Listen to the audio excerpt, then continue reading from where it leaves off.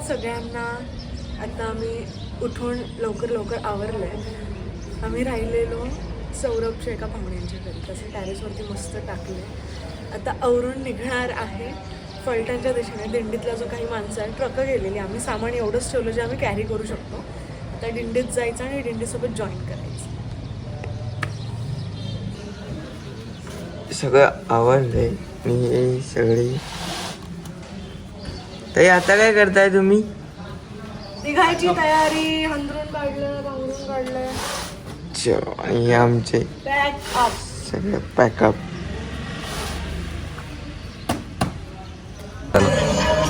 काय घालू? हे घालू की दुसरं घालू? ते वाला चांगलं होतं ना? चांगलं वाटतंय पण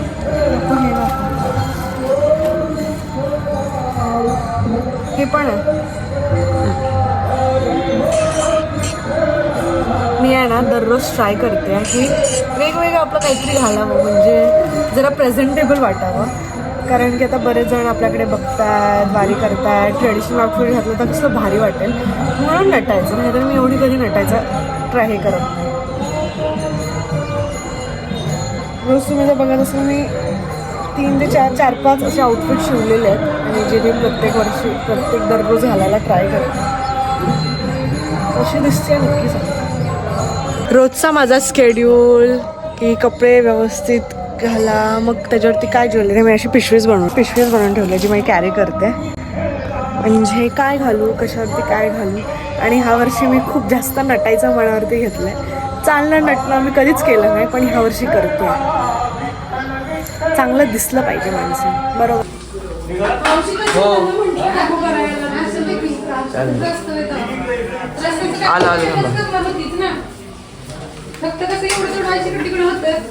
मावशींना खूप नाही बोललं तरी मावशींनी आमच्यासाठी पोहे बनवूनच ठेवलेले. बोलले खाल्ल्याशिवाय जायचं नाही. असे खराब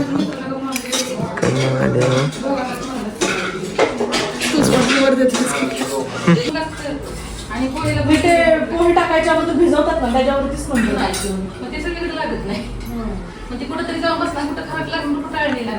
मस्त बनवली पोहे. म्हणून रेसिपी विचारते. चला मावशी, पुढच्या वर्षी या. हो येतो. आता माझ्या नको पाया पडायला परत या. हो परत आले होते काय. आता लक्षात आहे ना. हो चला जाऊ का. चला. दिवसाची सुरुवात रात्री आहे ना, झोप व्यवस्थित झाली की दिवस अगदी व्यवस्थित आणि बरा जातो. आणि तेच एक्झॅक्टली आज झालं. मस्त झोप झाली, मस्त खाल्लंय आणि आजचा मोठा टप्पा गाठण्यासाठी आम्ही रेडी. चलो.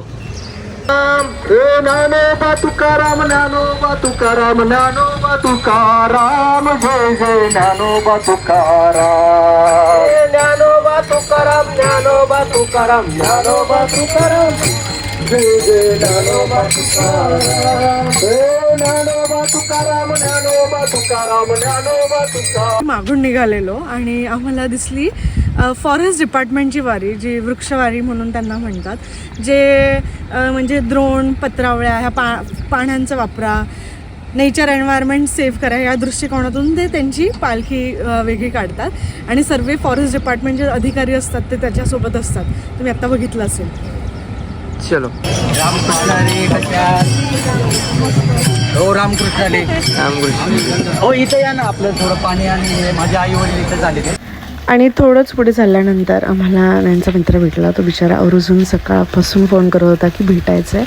तर आम्ही वेळ काढून आवर्जून त्याला आणि त्यांच्या फॅमिलीला भेटायला गेलो. नयन सरांचे मित्र भेटलेले आहेत. सकाळपासून बिचाराने खूप कॉल केले भेटायला. वहिनी म्हणे मला, वहिनी हे पाणी देते ना. ठीक आहे.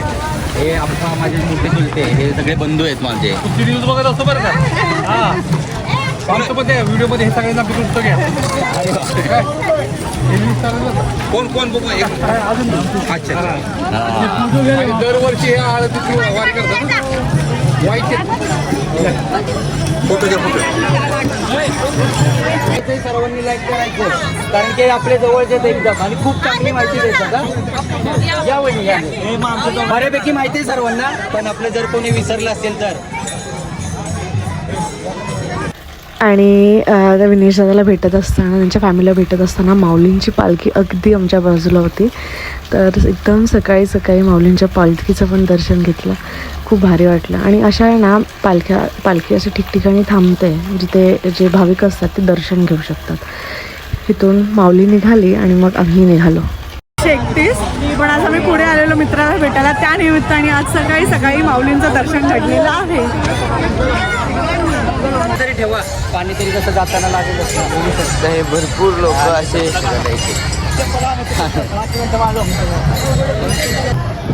आम्ही आलेलो आहे परत नाश्ता करायला, कारण की विनेश अजिबात ऐकत नाही आमचं. काय म्हणतात आजच्या अन्नदाते विनेश भाऊ.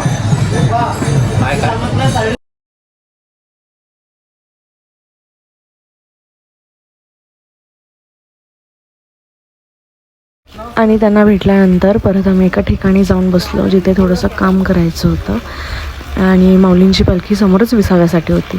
तिथे आम्हाला ह्या 2 चिमुकल्या भेटल्या जे स्वतःहून आमच्या येऊन पाया पडल्या. सगळ्यांच्या वारकऱ्यांच्या पाया पडत होता तिथे. म्हणून आणि का म्हणून आपण सगळे देवाला चाललेत ना, म्हणून. बरोबर का?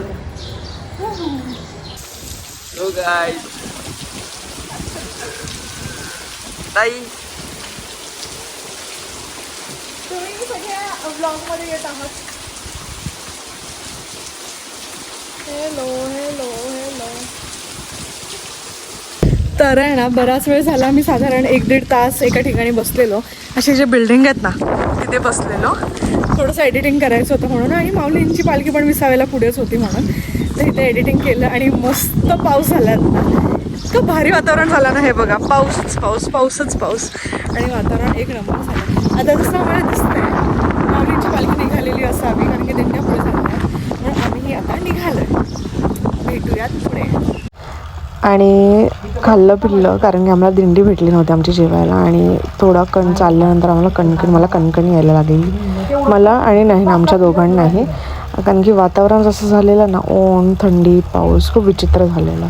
त्याच्यामुळे मग हा एक शोरूम होता, तिथे बरेच वारकरी झोपलेले आणि ते एक दिंडी पण उतरते बाय द वे. तिथेच आम्ही एका कोपऱ्यात असं टाकून झोपलेलो दोघं. मस्त आराम केला. माझी तशी झोप नाही लागली, पण दोघांनी थोडा आराम केला.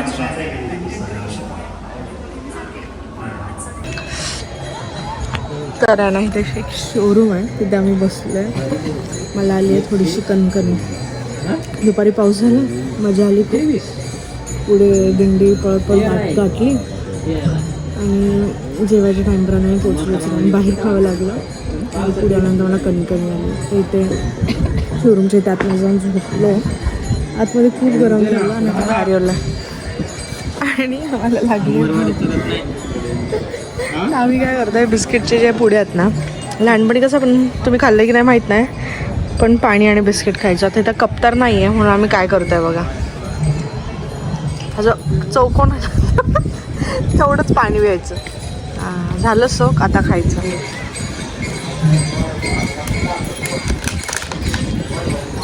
असं काय आमचं चाललं आहे टाईमपास. आता पुढे येऊन बसल्यामुळे आता आमच्या समोरून गेली आहे. किती नंबरची दिंडी गेली? 108 नंबरची दिंडी गेली. आता 131 लाख आली.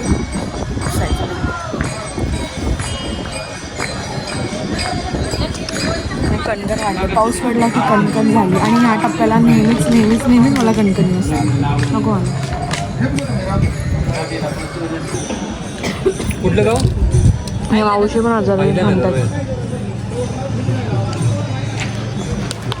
पाऊस हे वातावरण गरमगार पाऊस यांनी जास्त मागं जातात. नाही शिंदे आता काहीतरी बोललेले आहेत. बोला. खूप भारी काहीतरी बोललेत. फक्त मला हे रेकॉर्ड करून ठेवायचे की ते विसरू नाहीत. बोला सर. पुढच्या वर्षी ना आपण ह्याच ठिकाणी विसावा गेलो. बोल वाटकन काय बोललास ते. बोलो. पुढच्या वर्षी काय बंद. तू किती करणार आहे तुला कळलंय ह्याच्यावर. नाही मग तू टाकशील तर मग टाकशील तर मग करणार नाही का? त्यांना सरप्राईज आहे आपली. नयन शिंदे म्हणे की पुढच्या वर्षी मी कॅमेरा शाईनेस सोडून आपण दोघं मिळून बारीचे व्हिडिओ बनवायचे. अरे आपण विका म्हणतो हां आपण ह्यात कप बनवू शकलो असतो याचा. का ठीक आहे याचा कप बनवून खाऊ शकलो असतो. तर विषय काय चाललाय? तर दाखव ना माझा आविष्कार. काय आविष्कार दाखव. आपल्याकडे कप नव्हता त्यामुळे.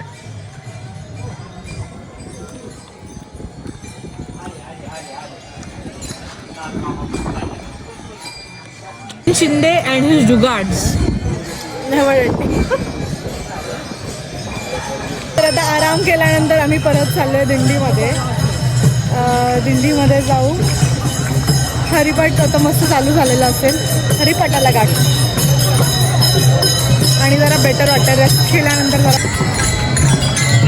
दिंडी लांब आहे अजून खूप पळापळ चालली. हे आहे ना वारीत असे ठिकठिकाणी पाणी सोडलेले असतात वारकऱ्यांच्या सेवेसाठी. ते मस्त फ्रेश झालो. काही जण भेटले आपल्याला आणि नंतर आम्ही पळत पळत निघालो आमची दिंडी गाठायला. काय पळतोय दिंडी काय भेटेल ना. उगीच बसलो आराम करत. भेटेल की पण ह्या दिंड्या स्लो चालल्या पाहिजेत मग आपल्याला भेटेल. 156 आहे आपली 131 आहे. ह्या दिंड्या स्लो चालल्या तर भेटेल. कळणार किती. आणि अशा प्रकारे आपल्या माऊलींचं स्वागत झालेलं आहे फलटणमध्ये.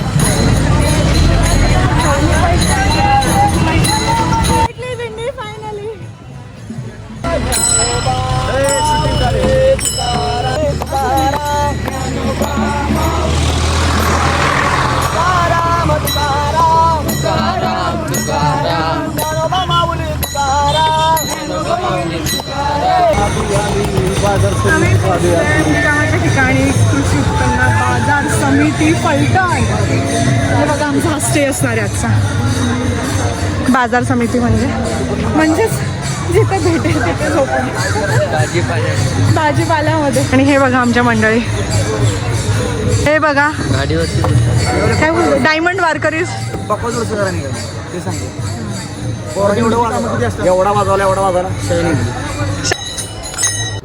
आणि तिथून आल्यानंतर हरिपाठ होतो. ज्या मुक्कामाचं ठिकाण असतं तिथे उरलेला हरिपाठ आणि आरती होते. तर सगळेच जण तुम्हाला इथे दिसेल की आरतीसाठी थांबलेत आणि हे झाल्यानंतर सर्व वारकरी आपल्या आपल्या ठिकाणी सेटल होतात. दिंडी आली ना की माझा सगळ्यात पहिला टास्क असतो आईला शोधणं. आणि इथे बघा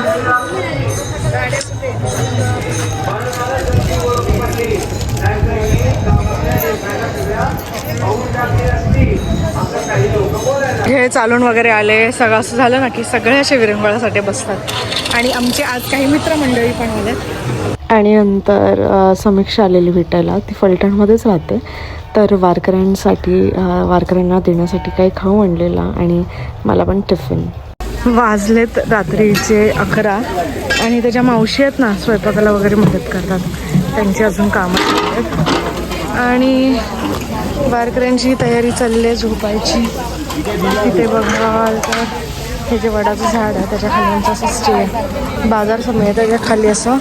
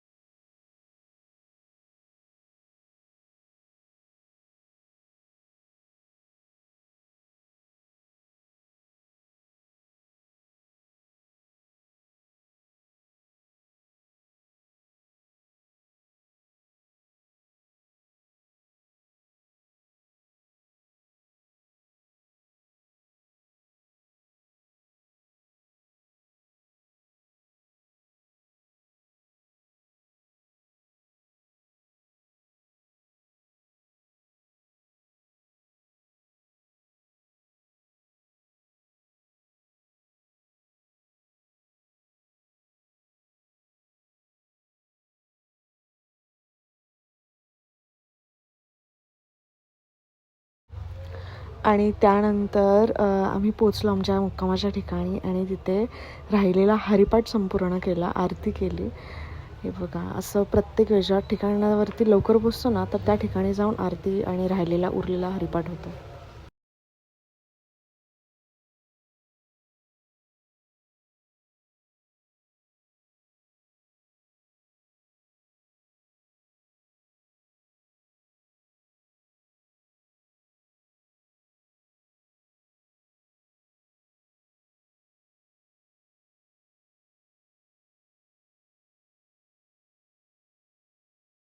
आणि नंतर समीक्षा आलेली भेटायला. ती फलटणमध्येच राहते. वारकऱ्यांसाठी डिस्ट्रीब्यूट करायला थोडा खाऊ घेऊन आलेली, आमच्यासाठी टिफिन पण घेऊन आलेली.